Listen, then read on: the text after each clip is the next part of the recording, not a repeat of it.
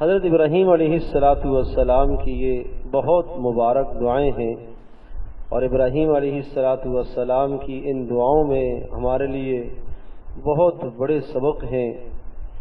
پہلا سبق تو یہ ہے کہ ابراہیم علیہ السلام نے اللہ تبارک و تعالی سے جو دعا مانگی، اس دعا کے مانگنے سے پہلے اللہ تبارک و تعالی کی عطا کی ہوئی نعمتوں کا شکر ادا فرمایا۔ تو دعا سے پہلے، مانگنے سے پہلے، سوال سے پہلے پتہ چلا کہ آدمی اللہ پاک کی دی ہوئی نعمتوں کا شکر ادا کرے۔ چنانچہ ابراہیم علیہ السلام نے شکر اس طرح سے ادا کیا کہ ساری تعریفیں اس اللہ کے لیے جس نے مجھے بڑھاپے میں اسماعیل اور اسحاق بیٹے عطا کیے۔ یہ دونوں بیٹے ابراہیم علیہ السلام کے بڑھاپے میں اللہ پاک نے عطا فرمائے تھے، اور یہاں لفظ جو ہے وہب علی، جس نے مجھے ہبہ دیے، ایک ہے عطیہ، ایک ہے ہبہ۔ قرآن میں دینے کے لیے لفظ جو استعمال ہوئے ہیں وہ تین، ایک اعطا، انا اعطیناک، ہم نے اے نبی آپ کو عطا کی، ایک وآتینا موسیٰ الکتاب، ہم نے موسیٰ کو کتاب عطا کی، اور ایک وہب۔ وہب کا معنی کیا ہوتا ہے؟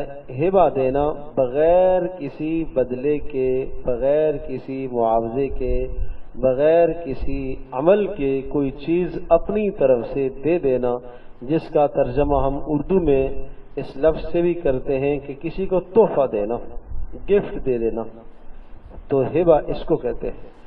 تو ابراہیم علیہ السلام گویا کہ یوں ارشاد فرماتے ہیں کہ میرے استحقاق کے بغیر، میری حیثیت کے بغیر مجھ سے کوئی ایسا عمل نہیں ہوا کہ اس عمل کے بدلے میں اللہ پاک نے مجھے اولاد عطا فرمائی ہو، یا اللہ پاک کے ذمے اس اولاد کا دینا لازم اور واجب اور ضروری ہو۔ نہیں، محض اللہ کی طرف سے انعام، محض اللہ پاک کی طرف سے عطیہ، محض اللہ پاک کی طرف سے ہبہ ہے، بغیر کسی معاوضے کے۔ انعام تو پھر کبھی انسان کسی کی عبادت بندگی، کسی کی چیز سے خوش ہو کر دے دیا کرتا ہے، یہاں یہ ہے بغیر کسی سبب کے، بغیر کسی عوض کے اللہ پاک نے، یعنی میں مستحق نہیں تھا، اللہ پاک نے مجھے بڑھاپے کی حالت میں دو بیٹے عطا فرمائے، اسماعیل علیہ السلام اور اسحاق علیہ السلام۔ تو ہمیں بھی اللہ پاک سے جب کوئی چیز مانگنی چاہیے تو مانگنے سے پہلے اللہ پاک کی عطا کردہ جو نعمتیں ہیں ان کا شکر ادا کریں۔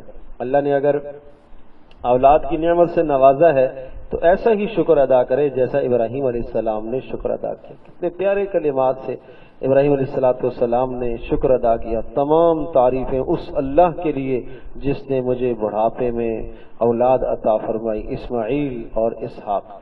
کسی بھی حال میں، بڑھاپے میں ہو، جوانی میں ہو، کسی بھی زمانے میں اللہ پاک اولاد عطا کرتا ہے تو یہ اللہ پاک کا احسان ہے، اللہ کا فضل ہے، اللہ کا کرم ہے، لہذا یہ نعمت قابل شکر ہے، اس پر شکر کرنا لازم اور ضروری ہے، تو ہر آدمی کو اس نعمت کا شکر ادا کرنا چاہیے۔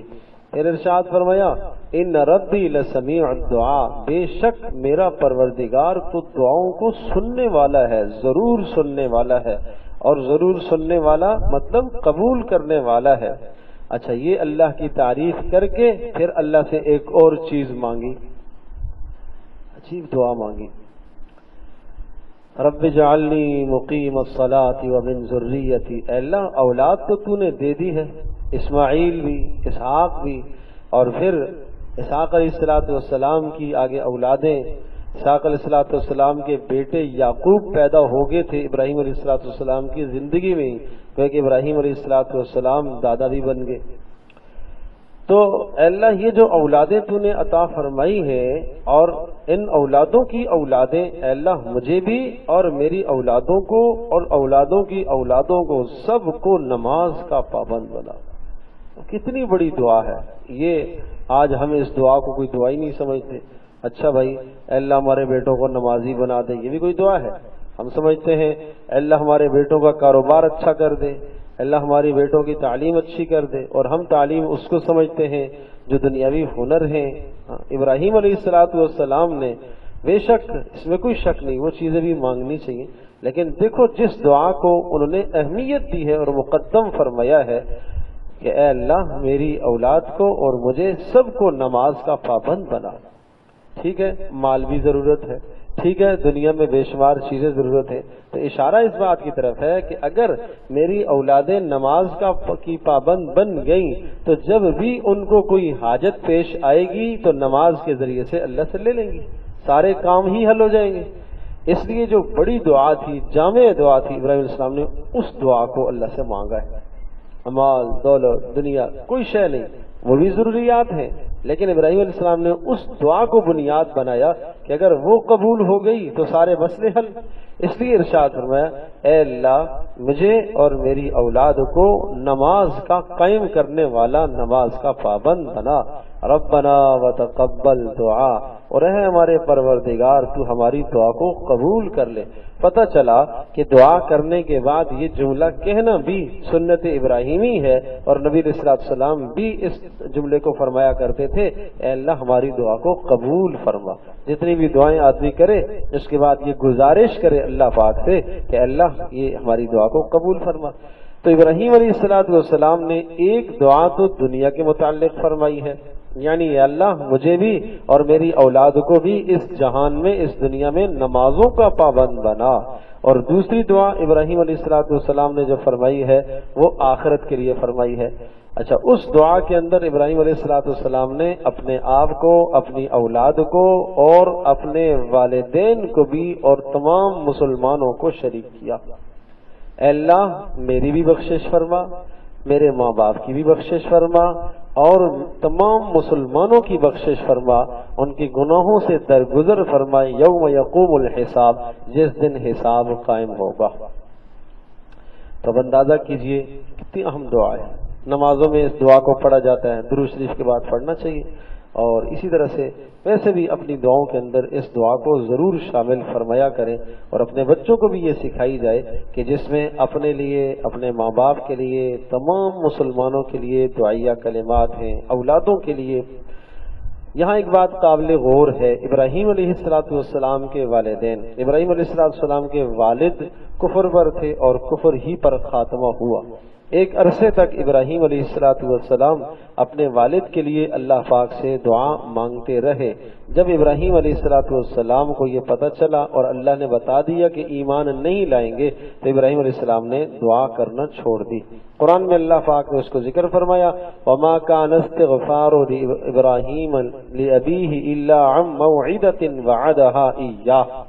ابراہیم علیہ السلام نے اپنے والد سے جب اپنا علاقہ چھوڑا تھا تو اس وقت وعدہ کیا تھا کہ میں اللہ سے آپ کے لیے بخشش کی دعا کروں گا، تو اس وعدے کے نبھانے کے لیے، پورا کرنے کے لیے ایک وقت تک دعا کرتے رہے، اور پھر اللہ پاک نے ارشاد فرمایا فَلَمَّا تَبَيَّنَ لَهُ أَنَّهُ عَدُوٌّ لِلَّهِ تَبَرَّأَ مِنْهُ۔ جب ابراہیم علیہ السلام کے سامنے یہ بات واضح ہو گئی کہ آپ کے والد اللہ کے دشمن ہیں، ایمان نہیں لائیں گے، تبرأ من، تو ابراہیم علیہ السلام نے ان سے تبرع کر لیا، یعنی ان سے علیحدگی اختیار کر لی اور دعا کرنا چھوڑ دی۔